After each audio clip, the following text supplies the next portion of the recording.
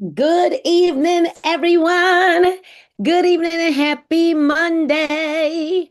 All right, happy Monday. We're going to be getting started, but let me make sure that I've got this sound off on YouTube. I'm glad I checked because I didn't, because it would have been blaring. Good evening, good evening, good evening.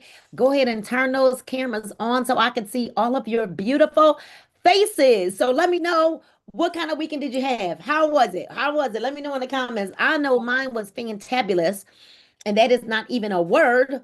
But happy Monday, everyone. It was like incredible. I've been trying to explain what happened to people this weekend, and I cannot explain it in words. I can't explain it, as the old folks used to say. I can't explain it. Right. But I saw things take place this weekend in a great way where breakthrough took place, for people, breakthrough. So let me know. Let me know in the comments what you do. You can't unsee it. Can't unsee it. Okay, I don't want my lips to look crazy chap. So let me do that real quick. Okay. I literally have done put no makeup on or anything today. I said, nope, we've been working. We've been working. We dropped off patches, the whole nine. All right. So we are live. We are live, and hello and welcome to book club. We're here every single Monday, unless I'm traveling out of the country or something like that, or if it's a major holiday, so that you can read and reign. We want to read and reign together. So I am Nina Mora, and I don't know if this is your first time here. If you are a newbie, please drop a one in the comments and let us know that you're new here, that you're brand new here. We want to celebrate all of our newbies, right? If you're brand new, but if you're always here, hit a two in the comments so we can see who's not missing any opportunities to grow. Let me see in the comments. And so again, I am Nina Moore. I started this book club because God laid it on my heart back in 2019, when I realized that reading is not fun for everyone. But I also understood that my life changed when I began to read. My life changed not just when I began to read, because knowledge is not power, it's applied knowledge, it's power. And so what I began to do was apply what I was reading immediately. Somebody type immediately in the comments, right? Type immediately in the comments. And as I began to apply those principles immediately, my life began to change physically and financially. I dropped the weight that was binding me in my physical body, elevated my mind, and elevated my income all at the same time, and then was able to retire my husband as well and elevate his income too. Right? I think about the songs, well, we're moving on up, right? That's what it feels like. So if you are not fond of reading, I will tell you that that is why book club is so important to me, because we do it together. So I'll take the stress and the strain away from you to be able to help you, to guide you through a book, and we get done, right? We get done, and we don't rush this process either.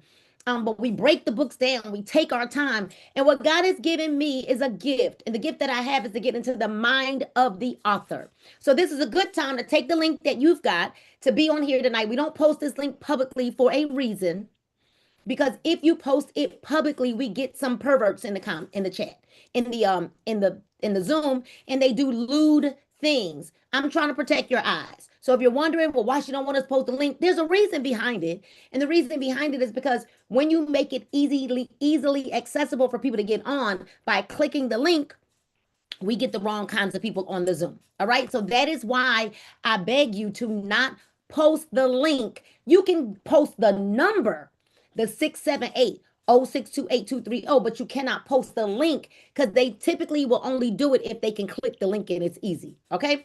So book club and reading is so important because, one, you cannot pour from an empty cup. And I want you to know that these are not in any order of importance.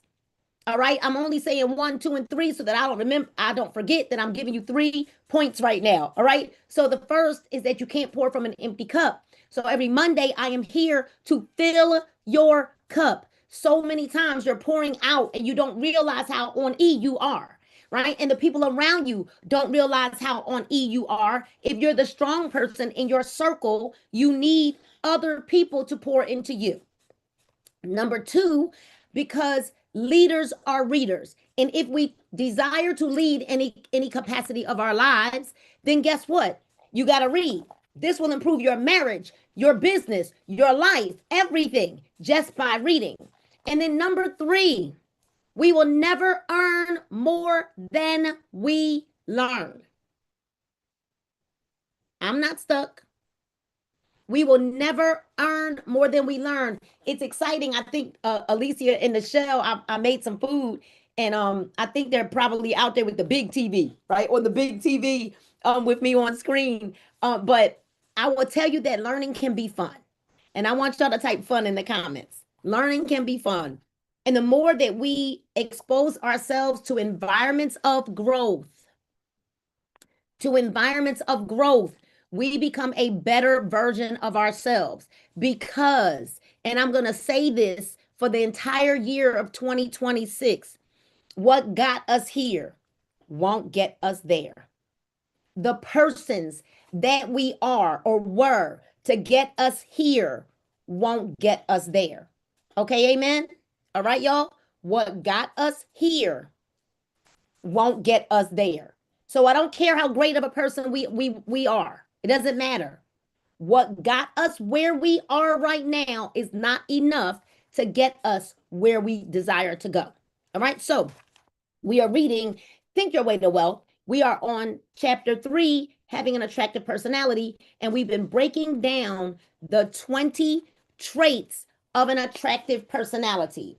I believe that we are almost done with those 20 traits. We're on number 16. And I mean, just us breaking down these traits of an attractive personality has helped us a lot, extremely, right, to be able to see ourselves or see where we lack so that we gain better understanding of who we are. So we're on number 16. This is a conversation. Think Your Way to Wealth. You don't even need the book because I'm going to read it for you. However, if you desire to have this in your library, then of course, by all means, right?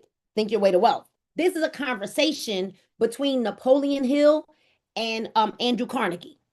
All right. And so literally, we get to get in the minds of these two amazing men having a conversation.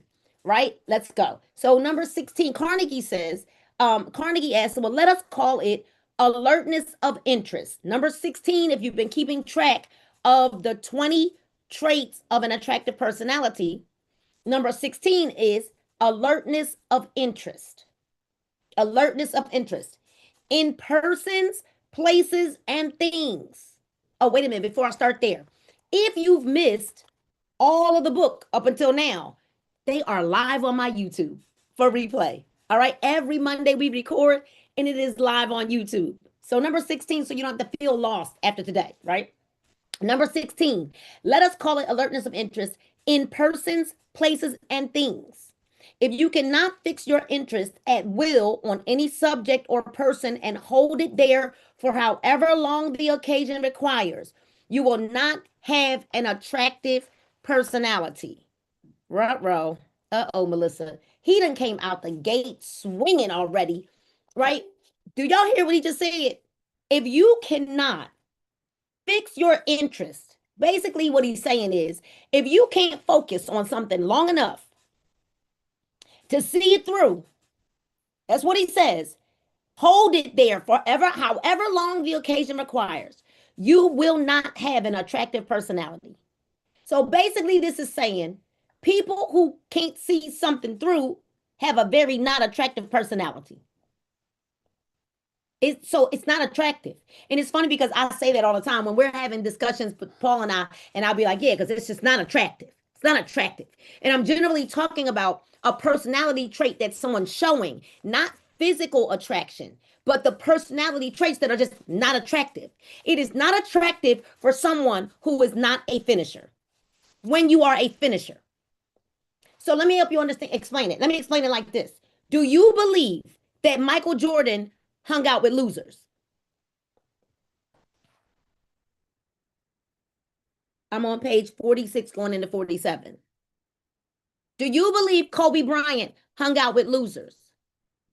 As a matter of fact, JZ, as a matter of fact, Zena, as a matter of fact, Tedra, Kobe went to practice outside of his team because he didn't feel like they were working hard enough. And Tara, because he wanted to be the best of the best of the best of the best,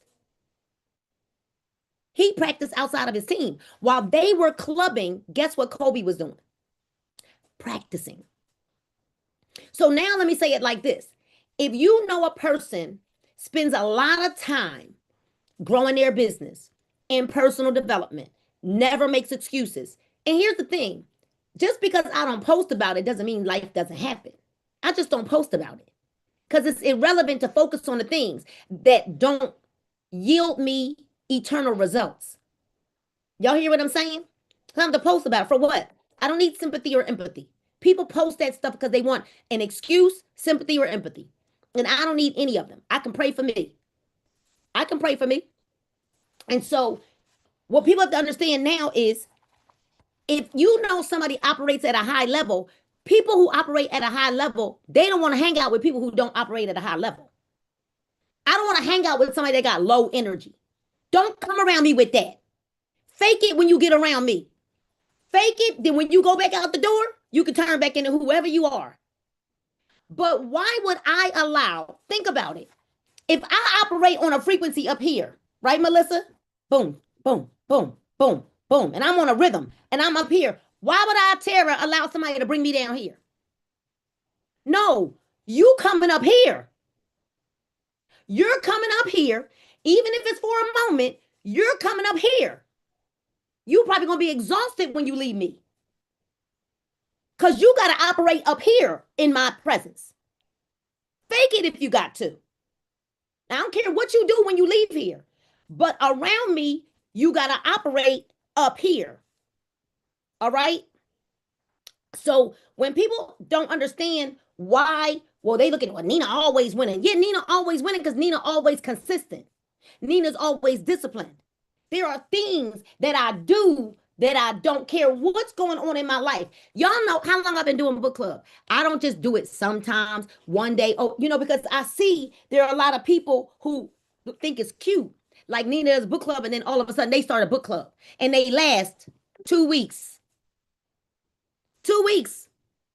They last 2 weeks. And so you got to understand, when people operate at a very high level, it's attractive. And when you like that environment of growth and energy and production, I don't want to be around people who are not producing. Everybody think that they want to be on like in an inner circle thing, but they can't even take the stuff I post on Facebook because they think it's about them. God forbid you was in like my leadership chat where I'm like, and what you doing today? Where's your production? What are your goals? I got 2 VPs that gave me their goal. 2 VPs that gave me their goals. 2. You think I'm not going to say something? Because see, we want access, but we don't want the work that it takes to not just gain the access, but to keep having the access. And we think because we've got access one time, that is the key that gives us access all the time. No, it doesn't. Success costs you. Say it's going to cost me something. Come on, success cost. What price are you willing to pay? I was watching a video the other day about a Jewish man. There's a Jewish guy. He's very good. Put it in my stories. He talked about obesity, people being overweight. And he talked about how people look at people that won't get their body in control, and they look at them and they compare that to their level of success. And they say, if you can't discipline yourself and against what you put in your mouth, how you think you can discipline yourself doing $1 million deals? So a lot of people don't understand how our wellness and our ability to control what we put in our mouths also, what's the word I'm looking for? Affects our business and the overall outcome. Because nobody wants to do business with somebody and they can't even walk up the steps without huffing and puffing. You know why? It's not attractive. It's not attractive. It's not attractive. The book says so. It's not attractive. It's just not attractive. So he says, not attractive personality. The greatest compliment you can pay an individual is giving them your complete, uninterrupted attention when they desire it. This is why it's a greater achievement to be able to listen well and then speak it to, I'm sorry, it is able to better to listen well than it is to speak well. Some people just got to slow their brain down. You trying to tell them something and they just slow your brain down so you can hear what I'm saying. You ever talk to somebody and they got to ask you questions about what you just said because they ain't listening? Let me tell you why. Most people are listening to answer, not listening for understanding. They just listen so they can get ready until they want to say something. Or the people that got to cut you off because they believe that what they're saying is more important than what you're saying. So they just always cutting you off. Or the ones that repeat what you say. Like, but I just said that. It's almost like they think it was a revelation. Something you just said. So this is why it's a greater achievement to be able to listen well than it is to speak well. Don't fidget. Don't look away or interrupt when someone is talking to you. Now I will tell you.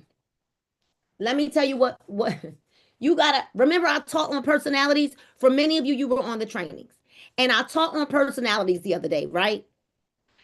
So I taught the difference between a whale, which is a blue personality, a green, which was an urchin, a yellow, which was a dolphin, and a red that was a shark. Y'all remember that, right?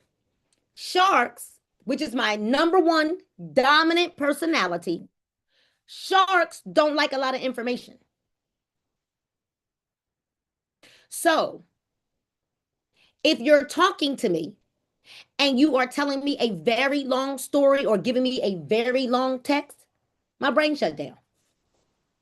Because just like I got to understand the language of the person that I'm speaking to, they got to understand my language. Get to the point. Then let me ask more questions if I need more understanding. My brain shut down. Well, when I get the whole life story and I ain't asked for that, my brain shuts down. I'm going to tell you, it is the way I'm wired. My brain shuts down. However, when you're talking to an urchin, a green, they love it. Give them all the backstory and the information you want. Dolphins, also people who love to have fun, they also don't need a lot. You know why? Because they trying to get to the beach. They're the ones that traveled on the trip with their bathing suits on. So that when they got to the resort, look at Miss Brenda. Yup. So that when they get to the resort, they can go right to the water. Y'all feel me? So dolphins and sharks in that same manner, you can't give them a ton of information because it's like, so you got to remember who you're talking to, right? When you're talking, when you're speaking, it's very important to understand that. The person, listen, who takes a greater interest in others' conversation than in their own will build stronger alliances, access more opportunities, and possess more self-awareness by studying others' mannerisms and personality traits. Memory plays a role here. The more engaged you are in your conversations with others, and the more alert in your observations, the easier it is to remember important details about others, beginning with their name. So let me give you this this tip. The more you repeat a customers or prospects or something like that in business, and the more you repeat their name, the more they love it. That was for free. The more you repeat their names, the more they love it. Because nothing, no sound is greater to a person's ears than their name. All right. So I will tell you, in sales, people love to hear their names. There's no greater insult than forgetting the name of a person that you have met before. You should remember the name and appearance of every individual you meet. Lack of alertness of interest in other people is usually a sign of egotism. Individuals who fall in love with themselves will find few rivals. Now, check this out. I am a person who doesn't remember names. I don't. It ain't ego. It is just I don't remember names. So I tell people up front, I am very likely to forget your name, and there's nothing, it's not about you. I just don't, I never forget a face. And I typically can tell you where I met the person, but I'm not good with names. And because I'm not, I often let people know, or I wait for in a moment for somebody to ask them what their name is, because I hate that I forget people's names. But it is literally something I am really working on, because I'm just a person. Actors, actresses, celebrities, singers, all of it. I am not good with names. If you were not a mainstream singer, you can forget it. Now, my husband, on the other hand, he know every hip hop artist. He could tell you the name, the verse, the year they brought the album out. Like, I can't do it. My father can remember every person's name of every person that joined his church. He's got a gift. I think that that is a gift, right? It ain't my gift. It skipped over me. It literally skipped. It jumped over me. It didn't skip. It just leaped over me, right? But I know that that is a gift. All right. So then you got Napoleon saying, moving on, what is the 18th trait of an attractive personality? Number 18 is effective speech. Effective speech, which refers to one's ability to speak with force and conviction. Force and conviction. I will tell y'all, I watch people talk about the business that I'm in. One of the businesses I'm in is Super Patch. And y'all, I watch people talk to other people, and they so uncertain. Now they got the person that they talking to so confused. Like, confused. You know what's crazy is, even if I didn't know an answer to something, the one thing I would still be is confident about my conversation. And then I would be confident enough to say, let me get back to you so that I can get you the correct information on that. Because if you don't know, you sound even crazier and look even crazier trying to share something with somebody, and they're looking at you saying, what? Because it doesn't make any sense. Or now you look more ignorant, because you didn't just take the time to say, I don't know the answer to that. Or you don't even have to say, I don't know. Give me a moment. Let me get the information, the correct information for you, rather than leading somebody down a rabbit hole. Effective speech, and then your body language. The nonverbal elements that contribute to effective speech are pacing, emphasis, intentional pauses, and varied intonation. And the verbal elements are the use of figurative language, metaphors, and similes, and illustrations, the dramatization of speech, invigorating it with force and dynamism, so as to make it more engaging. Should be practiced in everyday conversation and preparation for crucial influence building opportunities. Let me tell you something about speaking. If you talk to somebody and you're like, Mary had a little lamb whose fleece was white as snow, and everywhere that Mary went, her lamb was sure to go. What in the world? No personality, no nothing. And if you know that that is where you are right now, you need to find a group called Toastmasters in your area and go to Toastmasters. You need to listen to my boy Simon. I think his name is Simon. Let me see. Because he teaches speaking. I didn't say sign up for his course. I'm just saying right now, sign up. Let me see. I'll find it later and I'll make sure we get it. He's an Asian guy. I'll tell y'all what his name is later. All right. But you have to make sure that you understand that when you speak, it's like if I was reading this book and I read effective speech, which refers to one's ability to speak with force and conviction. The nonverbal elements that contribute to effective speech are pacing, emphasis, intentional pauses, and varied intonation. And the verbal elements are the use of figurative language, i.e., metaphors and similes and illustrations, the dramatization of speech, invigorating it with force and dynamism so as to make it more engaging, should be practiced in everyday conversation in preparation for crucial influence building opportunities. Is that okay with y'all? So the same way you would never, nobody would be here for book club if I read like that. Nobody. So now I want you to think about that when you're talking to people. If you are talking to people like that, they don't hear anything you're saying. Nothing. So now you want to think, okay, I got to get myself together. Let me tell you what's going to help you speak better.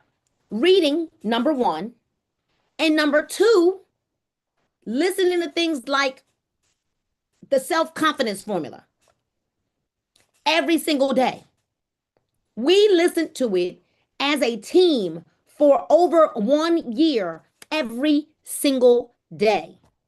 Being able to speak to people with clarity has everything to do with your self-confidence.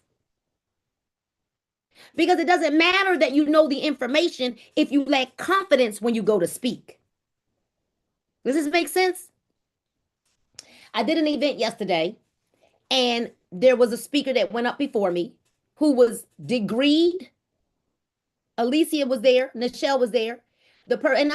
She was okay, right? But she was degreed. She had degrees, multiple degrees, and she got up to speak. And it was, okay. And then I got up to speak. Hello, my name is Nina Moore, and it's really great to meet you all. You got to understand something. I'm gonna command the room, even if I'm afraid, even if there's fear. I'm gonna command the room because I can go back to my introverted way as soon as I'm done. Does this make sense? So for a moment, I had to get on the floor and become somebody that I'm not. I'm an introvert by nature. I could sit in the house by myself. I'm good. But being an introvert when it comes to money or business is not going to help me now, is it? Is it? No. I don't have to change who I am. I just have to change how I operate. That was so good. That was for free because I don't even know why we got there. Okay? So the dramatization of speech, invigorating it with force, all of those. Mr. Hill says, but Mr. Carnegie, it might be useful to share some steps required to prepare an effective speech. Y'all ready? Y'all ready for this?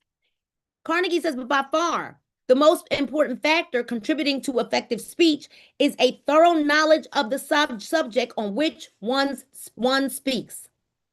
No amount of energy can compensate for insufficient knowledge regarding the topic under discussion. You know what my speaker coach told me? You know what he told me? He said, Nina, the one thing that is going to help, well, he told the whole class, the one thing that will help you to speak better is when you studied. Because when you study, that's what comes out your mouth. So here's the deal.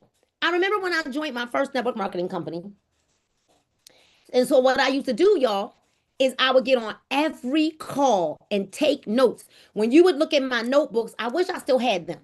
When you would look at my notebooks, you would see everything the person said in their presentation, word for word. Word for word. I was writing it down word for word. Every call, they were saying the same thing. After listening to that multiple times, I was able to then start doing my own calls. But it is because I kept studying it and studying it and studying it. Let me tell you something. As much as, well, we only have one call a week, but as much information as a person gets on that call, why they're not able to have a conversation with people based on the fact that when you're on the call, what are you doing? That's why I say turn the cameras on. Because when you turn the cameras on, you're not watching TV.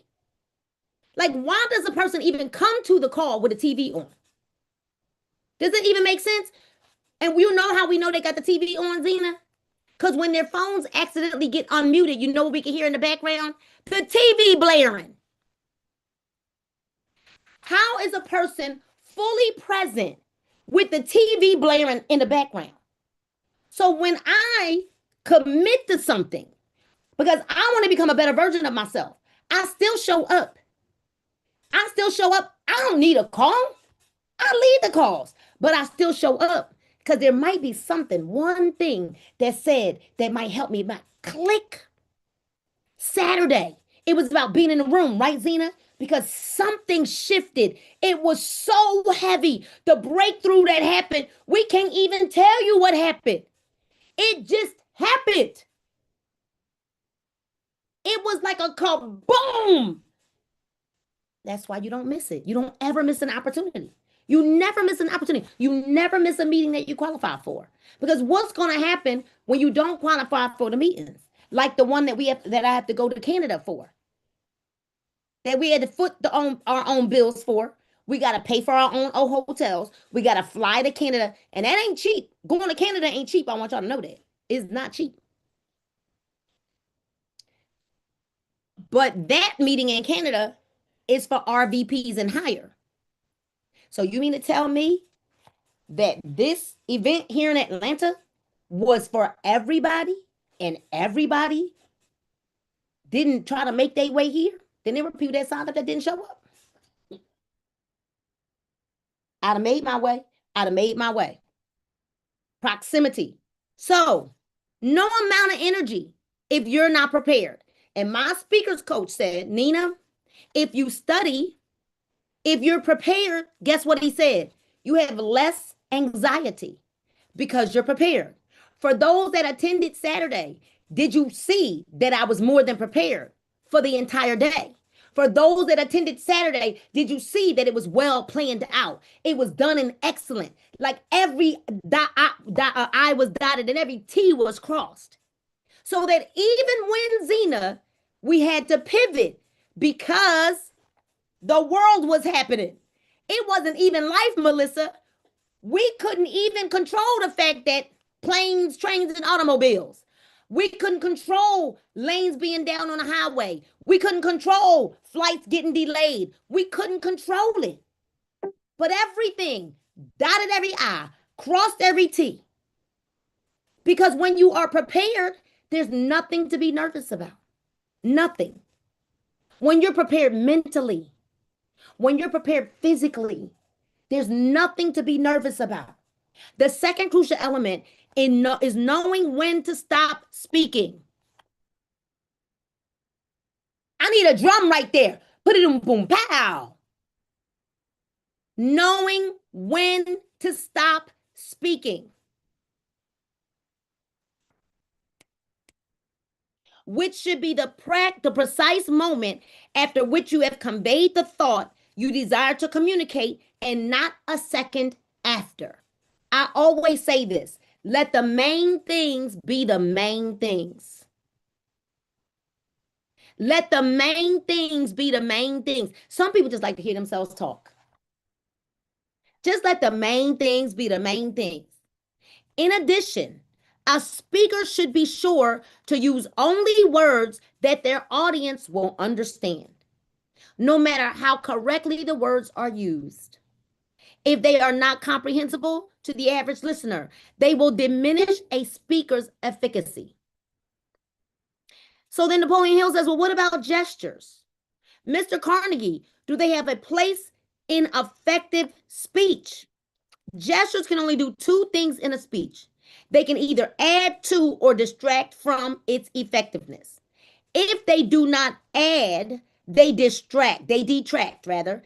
Gestures should therefore complement the content of speech, and they should be intentional. Avoid nervous behaviors like running your fingers through your hair, shoving your hands into your pockets, fumbling with your watch or other accessory or other fidgeting movements. A speaker should also avoid slouching, rocking, or engaging in other distractive postures.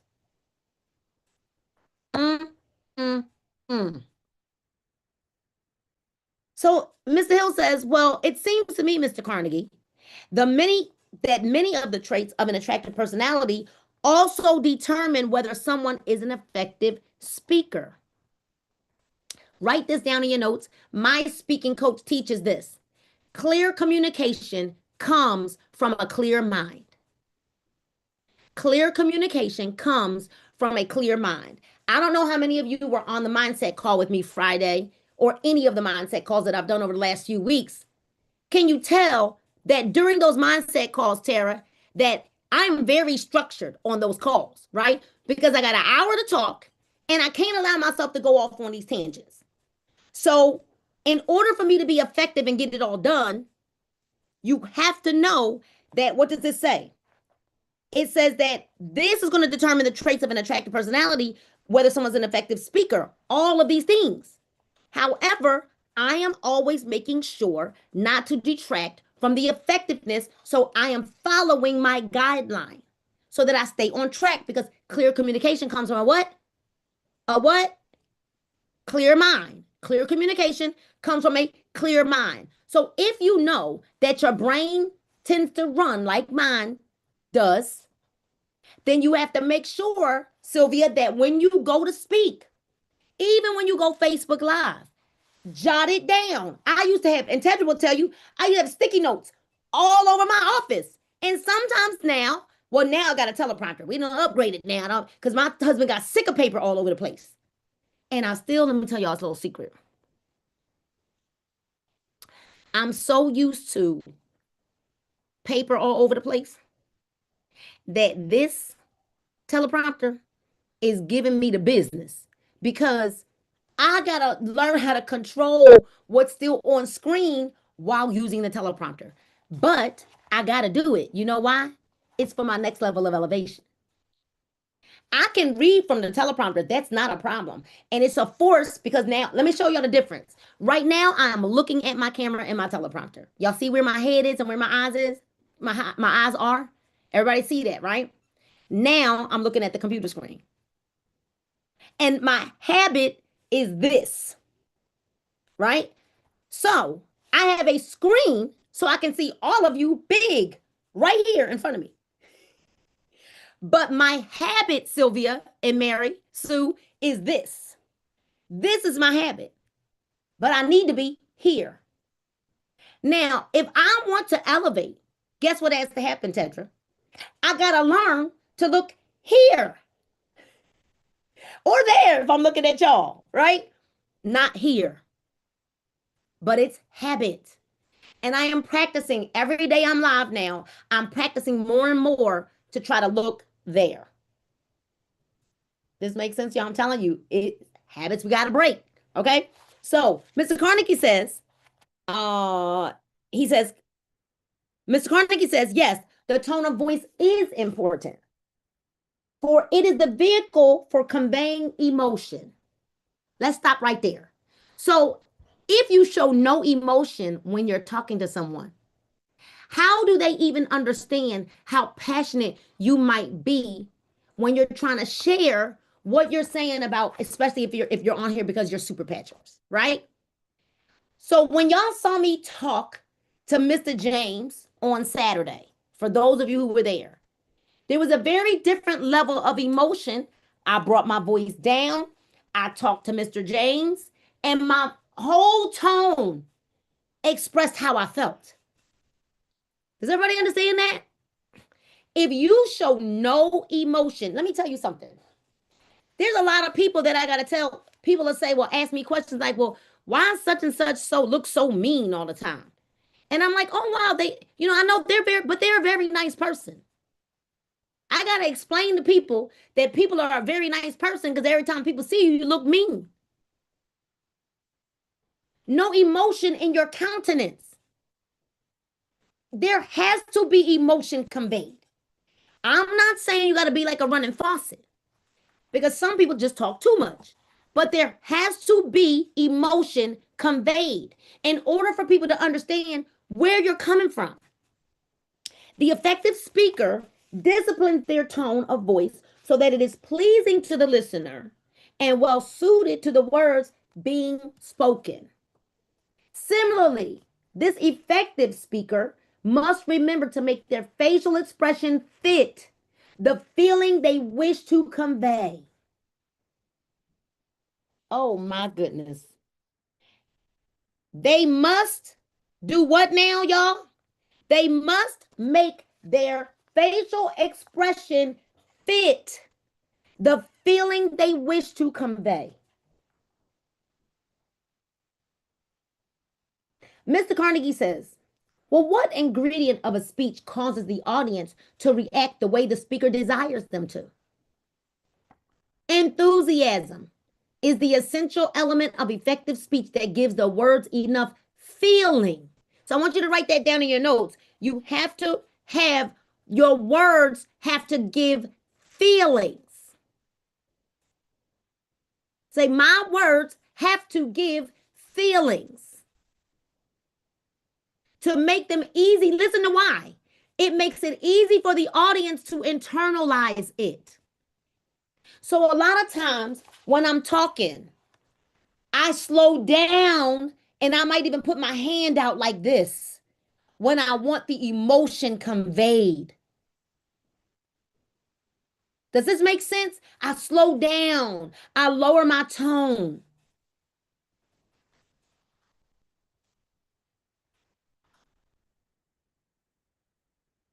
All right? So you got to make sure your words have to give feeling because this ain't about you. It's about the person you're talking to. Right? They got to, so where we at? Dynamic speaker, yes, effective, enthusiasm. Feeling to make them feel internalized. It is difficult for a person to be moved by a speaker's enthusiasm.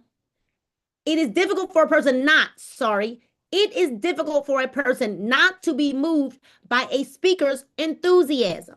If you were in Atlanta on Saturday, or maybe somebody went live, even though I really wish they hadn't, right? If you weren't there, you just weren't there. I would rather you record some stuff because then you got it for your memories, right? Not stuck on your Facebook Live. But if you were there, Tammy Clark opened up the room. Would anybody agree that her enthusiasm gave you a welcoming feeling? Yes or yes, right? She opened the room up. It's almost like the worship team, or the choir that sings before the pastor preach. Do you know that is why the choir sings before the pastor? To make sure that the pastor can now preach with ease. So Sonia Gordon Sylvia, she made it easy for me to come up and not have to be like this. Y'all hear what I'm saying? Her enthusiasm. Y'all see what so that's a perfect example of how you can see how that lays it lays the foundation for what's happening next. So it's difficult for a person not to be moved by a speaker's enthusiasm. It is very contagious. It gives power to words like nothing else can. Your enthusiasm. So Mr. Hill says, well, if that is the case, Mr. Carnegie, please tell us how we can generate this magic power of enthusiasm. Here's what Carnegie says. Are you ready? For those of you who are like, I got to master this. You need to be sincere in your purpose and also have complete belief in the idea that you are conveying to others. We were on a leadership call today, and that's exactly what I told them. I said, I'm certain. They said, Nina, I don't, would you please? Why are you having so many sales? Like, why are you so successful? Why are you, when they looked at my customers that go to the website. Imagine this, Tedra. They only looking at the stats and the customers going to the website. They don't even get to see all the stuff that ain't even making it to the website. But based on the customer, they're looking like, how is she producing over 35,000 personal volume and personal customers and recruits a month, over 35 and up a month. My highest month here has been about 89,000 in personal volume.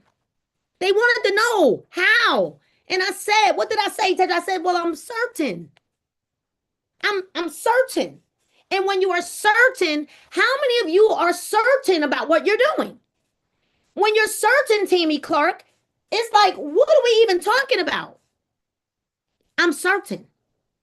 I don't have to be sold. I'm certain that I know I got something that everybody needs.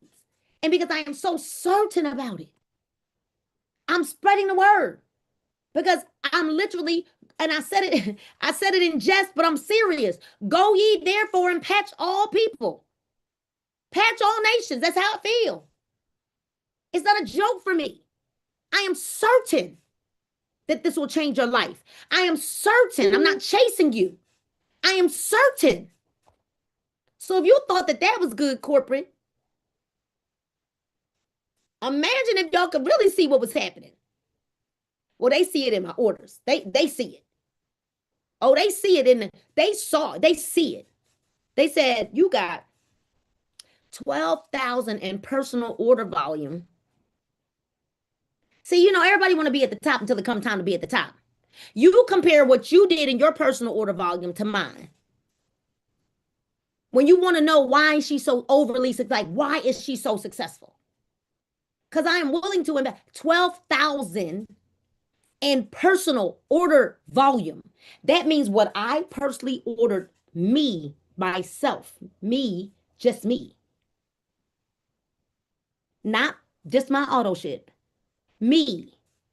Because I'm turning that product out. I'm putting it in I'm putting seed in the ground. Seed in the ground. So I ask people all the time, are you certain that you really want success? Because success gonna cost you something. What are you willing to do? Because Donnie said it on Saturday. This ain't about doing your best. This is doing whatever it takes. Y'all remember that? She said whatever it takes. Not doing your best. Because guess what? Our best ain't good enough. Because people think that they've done their best and they really could have done more. I'm gonna give you this example, and then I promise I'm gonna finish this page, and we're probably gonna be done because this is the way the Holy Spirit went today, right? That's why I said this is a good place to be. I'm gonna put this on camera so I can see everybody. Let me put everybody on my view. Turn your cameras on. Wow, we only got a couple. Hey James, how you doing? Right, James is sitting right back there in the middle of my screen. I wanna do a little exercise with you. I want everybody, Chris, everybody raise your right hand and just raise it up, right? And you raise it as probably as high as you can, right? Raise it up. Now raise your left hand and put your left hand up. Okay? And you would believe, is everybody saying that their hands are as high as they can go right now? Raise them as high as you can go. Everybody saying that they're as high as you can go? Okay. Now, if I was to say, I'll give you $1 million if you could raise your hands higher, let me see if you could raise your hands any higher. Boom! All of a sudden, now I want y'all to see that. Sonia's cracking up. All of a sudden, everybody, James, y'all see, James, did you see that? Did you see everybody? All of a sudden, Nicole, like, hold it, wait a minute. Pastor Sean, you saw that, right?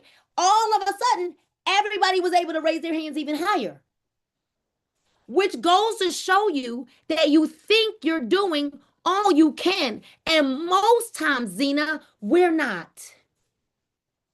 So your best ain't good enough because y'all just did your best. And then after it, you realize, oh, if there was some money on the line, you would have figured out a way, to go harder. I hope somebody heard that. You figured out a way to go higher. Even though you said that was as high as I could go. You're never done. It's never your best. It's never your best. It's not our best until we do whatever it takes. It's whatever it takes. I used to go to all my little church conventions and all of that stuff, right? Every conference, every church. And I decided, Tedra, when I decided to move over into the space of direct sales and, marketing and affiliate marketing and online sales and all of that, I decided that the same energy that I put into all my church conferences, I was going to put that same energy into this. Because I said to myself, I can never, ever miss an event that I qualified to be in a room for. Because I was talking to some people and I was like, I don't know how to even tell you that, like, you really, if you didn't get here this weekend, that it's going to cost you something.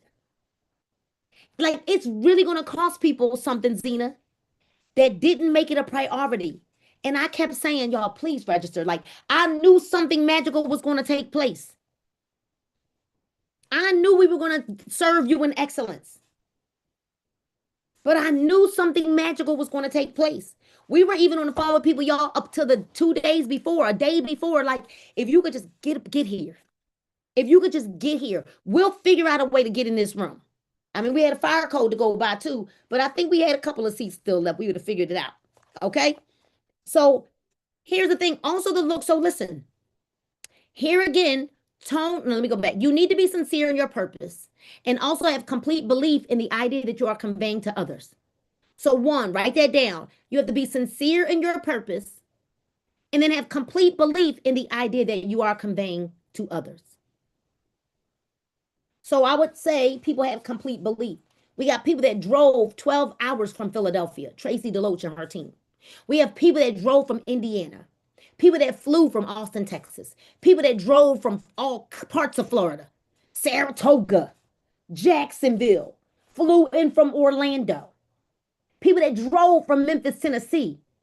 Would you all believe people that drove to be here have complete belief in the idea that they're trying to convey to other people? Yeah. So here again, it says if you feign enthusiasm, it will be easily detected and resented by your audience. So if you do not show enthusiasm, this says that it will be easily detected and resented by your audience. Oh my gosh, Melissa. Not just that they will see it, but they will resent it. Y'all know how somebody get on stage and you be like, they were not good. That's like a comedian trying to tell a joke or somebody trying to be comedic and they're not funny. And you're sitting there like, please, just can you please just bring the person up? Could you please? Right? Now the audience is resenting it. Here again, tone of voice matters so much. If the tone does not communicate genuine enthusiasm, no amount of flowery language will positively influence your listeners. Also, the look in your eyes contributes to your ability to express enthusiasm. If you believe that what you say, if you believe what you say and give your words the right amount of feeling, the world will likely recognize you as having an attractive personality. There it is, Grace, because energy is felt, not heard. What feeling do you convey to your listeners when you're talking to them? If you believe what you say and give your words the right amount of feeling, the world will likely recognize you as having an attractive personality. So then Napoleon Hill says, and what are the 19 traits of a pleasing personality, Mr. Carnegie? I'm going to do 19 and 20, and then we're going to be done. Versatility is number 19. Write it down. Which is in context, which in this context refers to one's general understanding of a wide variety of subjects related to a human nature. It goes without saying that people who don't know much about the world they live in are seldom interesting or attractive. With all the means of accessing information available today. Oh my goodness. I'm going to say it one more time. With all the means of accessing information available today, there is no excuse for being uninformed about the pressing issues of the time. No excuse for people to not know stuff because there's way too much information on the internet at the tip of our fingers. You don't even have to type it in. If I wanted to know something, y'all, I can go to Google. I could literally go right here to the microphone. I don't even have to type it in. And I can literally say, this says I gotta turn it on in my settings. This one is one of these I can talk in. Go to Google. I don't even have to type. If I don't, how fast is the earth spinning right now? And there's the answer. if the earth is currently spinning on its axis at a speed of approximately 1,037 miles per hour. Y'all, like literally, you can talk to your phone. You don't even have to type it in. When I go to Chat GPT, I go in here to my chat cousin. I hit on the microphone, and I just start talking. Hey, this is what I need. And I just go to talking. My chat is called Billions. Hey, Billions. And I just talk to chat because my chat name is Billions.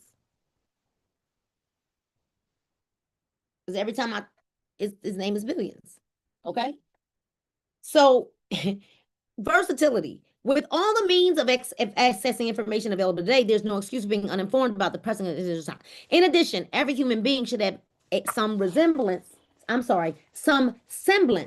of self-understanding and self-awareness, which helps in knowing and relating to others. That brings us to the 20th trait of a pleasing personality, which is a genuine fondness for people. A genuine fondness for people. It's immediately apparent to people when they are in the presence of someone who does not like other people. Oh my goodness. Naturally, they will distance themselves from those with a dislike for others and be attracted to those who like other people. Individuals are not judged merely by their deeds, but also by their dominating mental attitudes. Oh my goodness. Do y'all hear that? We are what? Judged by our dominating mental attitudes. And one's mental attitude clearly and definitively discloses one's likes and dislikes. Therefore, even if a person who does not like others never openly expresses their dislike, their mental attitude will make itself known to others who will dislike the person in return. Because our vibrations of thought are perceptible by other individuals. The person who wishes to have an attractive personality must constantly watch not only their actions, but also their thoughts. Oh my goodness. We got to not even watch just our actions. We got to watch our thoughts. Our thoughts. Hill says, well, what you are saying seems to relate to the idea of temper, does it not? He says temper is nothing more than uncontrolled emotion. Temper is uncontrolled emotion. I read a book many, many years ago that was called Be Angry and Don't Blow It. It changed my life. Be angry and don't blow it. Positively changed my life. Positively changed my life. All right. So temper is nothing more than uncontrolled emotions. And the person who cannot control their emotions and by extension, their tongue will never be attractive to other individuals. Oh my goodness. Most people talk too much. That's what the book says. The book says most people talk too much and say too little under the most favorable circumstances. But the person with a bad temper and a sharp tongue exacerbates this tendency by saying things that they live to regret. Napoleon Hill says, what do you have to say about those individuals with a defeatist attitude who accept failure as their lot in life? Carnegie says, nobody cares very much for the person who has abandoned the hope of personal achievement or who lacks the ambition to achieve some worthy objective in life. The world will forgive people for most of their mistakes if they have high aims and definite hopes, but it will not forgive people for failures due to indifference or hopelessness. I'm going to tell y'all something. There are some people who come around, there are some people that you have that are just like always natural encouragers, right? They're naturally just always encouraging other people. But there will be people that are leeches that come around you with a defeatist attitude so that you can continue to pump them up. You are their cocaine.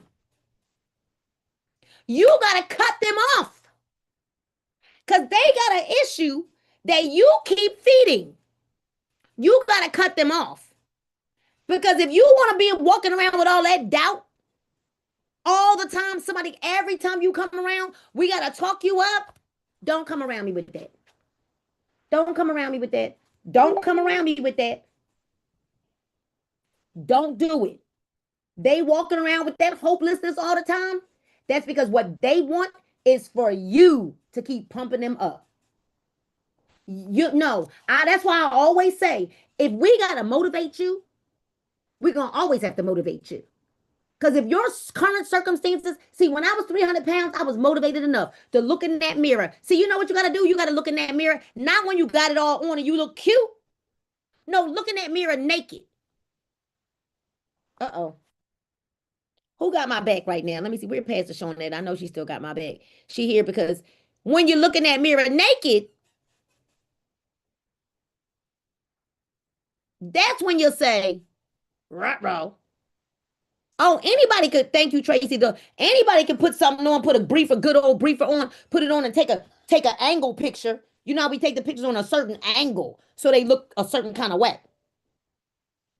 Then we get that good picture on that angle. Or this is the one. You take the picture. Where's James? James, you got my back. Where's Mr. James? Because I know, James, you got my back, right? You got my back, James? Because you know what this is what they do. Don't use that picture. I look fat on that picture. That's what they say. Well, I took the picture of you. This your picture. And Chris, they be like, don't use that picture. I look fat on that picture. Use a different angle. No, it's the same person. So what we got to do is get honest with ourselves. I ain't beating nobody down because I was 300 pounds. But I was able to look in that mirror and tell the truth about myself. Because the reality of it is that level of discipline and getting that under control, skyrocket my business. Because people began to see, Mr. James, that I was about my business. They began to see that I was disciplined. They began to see, oh, she could see it through. They knew that I was going to have energy to see it through. Because I'm going to tell you, I run circles around everybody I know, young and old. I can last longer than any person even younger than me. My people be like, girl, go to bed because they tired.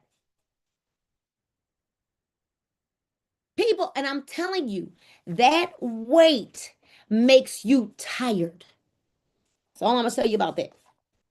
It makes you tired. So Mr. Carnegie says, is it possible for people who lack self-discipline and are controlled by their bad habits to be attractive to other people? No. Mr. Carnegie says no. A lack of self-control destroys personal magnetism and guarantees failure in all of one's endeavors. This is not Nina. This is Chris. This wasn't me. This was Napoleon Hill and Andrew Carnegie. So can't nobody be mad at me. This says no. He said no. He says, Mr. Carnegie, is it possible for people who lack self-discipline and are controlled by their bad habits to be attractive to other people? And Mr. Carnegie says, no. Because a lack of self-control destroys personal magnetism and guarantees failure in all of one's endeavors. So you might get a little traction, but it won't last, is what he's saying. Because it guarantees failure. So Napoleon Hill says, well, one of the most common causes of an unattractive personality, I would think, is the tendency to be grouchy, irritable, nervous, and impatient. What is your thought on this, Mr. Carnegie? He says impatience is nothing but a visible expression of selfishness.